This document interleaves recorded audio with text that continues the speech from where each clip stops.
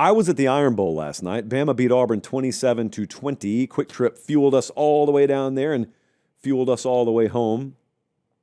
Look, you tell me this game's going to be 17-0 Alabama at any point, I tell you ball game. I said that on the sideline last night. Bama goes up 17-0. I leaned over to Savannah State and said this one could get out of hand. In fact, I said this one's probably over right now. Truth be told, get through 4 quarters, I don't know that Auburn's going to put 17 on the board. Well, they ended up putting 20 on the board, and they ended up tying the game, and it stunned me, but Alabama did find a way. I would give this 4 Chalai.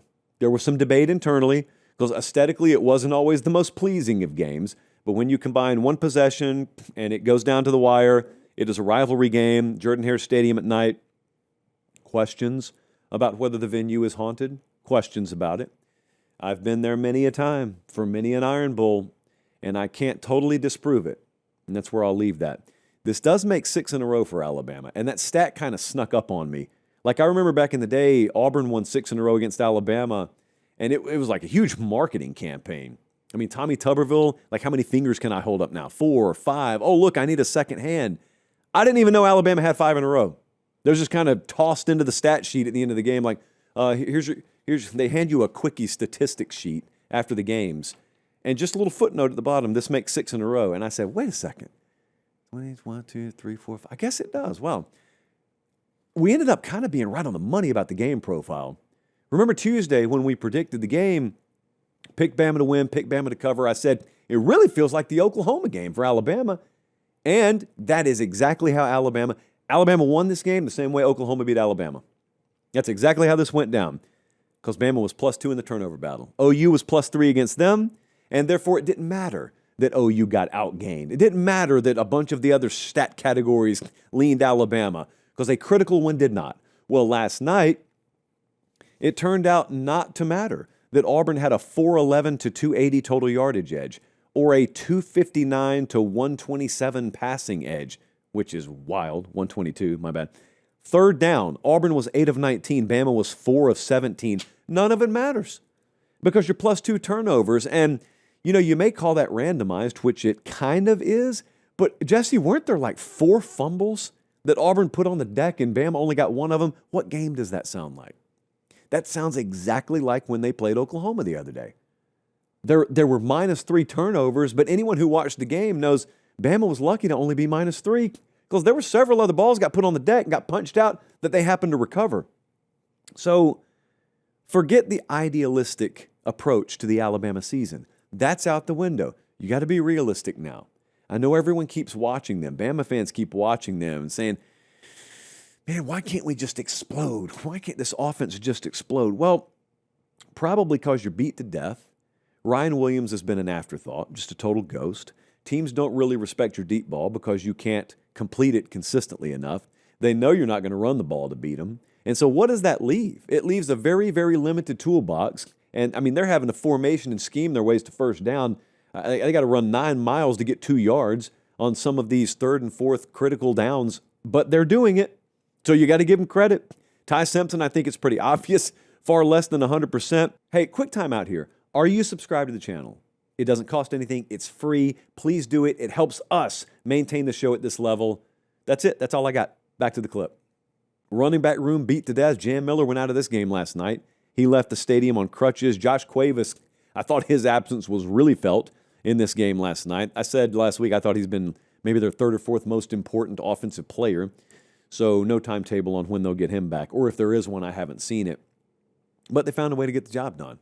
Bama, because of winning that string of games they won, was not in a situation where they needed style points. They just needed to win the game. They did. If you told me Friday, they're going to score 27 points, I would have cashed it. That's going to be good enough to win. And it was good enough to win. Not by much, but good enough to win. Pretty inexcusable effort from Auburn. I got to be real. You knew you were limited. You got the interim head coach over there. He's coaching for his life, DJ Durkin. You're starting. It's going to be backup quarterback because it has been all year because quarterback's been a disaster for them. But you just had drops everywhere. And Ashton Daniels was really the only ground game that they had. And they had a chance, even after all that, to tie this game, and they really, really had a chance in about I'd say like the middle eight parts of the game. Towards halftime, they had 2 10-play drives to end the first half, and they got 6 points off of them. And that really, I know that didn't end the game because they went on to tie it. That, to me, is the turning point in that game. So with Bama, do we just keep waiting? Because it's SEC championship game week, which they are playing in, by the way. So congrats to them. There's no more waiting for their offense to click. The only thing that can make their offense click, to the degree that you're talking about when you say that at this point, would be they need time off. They need to rest. They need time to heal, get guys back. Until then, this is going to be the vibe. It is duct tape. It is bubble gum. It is paper clipping your way to offensive production. Pass pro was a little iffy last night. Left a little something to be desired. It's a tough building to play in, though. But every game for Alabama is going to be an emergency landing right now. You get it up in the air, and there are going to be alarm bells going off all over the place, and the meters are going to be off the charts, and you're going to have sirens, and you're going to have panic, and you're going to have papers flying around all over the place. There will be a path to landing the thing every week. You got good enough players. You got a good enough staff. They're very resilient. There will be a path, but they've got to thread the needle. It's a very low margin for error team right now. It is very much a tightrope walk. There's so much labor that goes into every first down right now, but it's there. It's on the table. They're a 2.5-point dog, I think, against Georgia Saturday. There will be a path there. Georgia's beat to death too.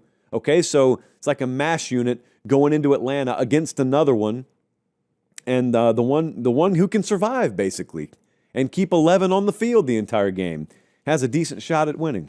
Iron Bowl, always a memorable experience. Love that thing at night. Make sure you experience that one. Now, I mentioned the SEC championship game. So that's going down this Saturday in Atlanta.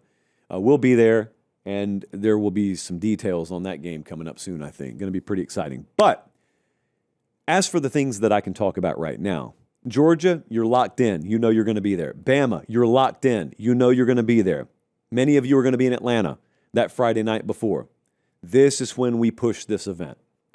Friday night, 7 p.m., the Buckhead Theater in Buckhead, Georgia, which is just north of Atlanta. We have our first ever full live show. Not a live show in a sense like I'm doing right now. I mean a live event. I mean special guests on stage. I mean not broadcast anywhere. So the only way that you see it is by being there in person. Very interactive. Pass the mic around the audience. A lot of back and forth. I normally only do that with students in college classes. Exclusive merch that I can't even get my hands on yet. They're going to be quick trip giveaways galore. Going to be a lot of giveaways. It's going to be a fun night. Tickets are available now. We have a very, very limited amount left. I don't expect these to last all week. So I would highly advise you, if you want to be there, get in now. PateStateMaterial.com. You'll see the live event tab there. We're looking very, very forward to that. Look, I mean, we didn't even know what size of venue to book. In retrospect, now we know we can book bigger venues, but we'll get a really, really good crowd in there and have a lot of fun Friday night.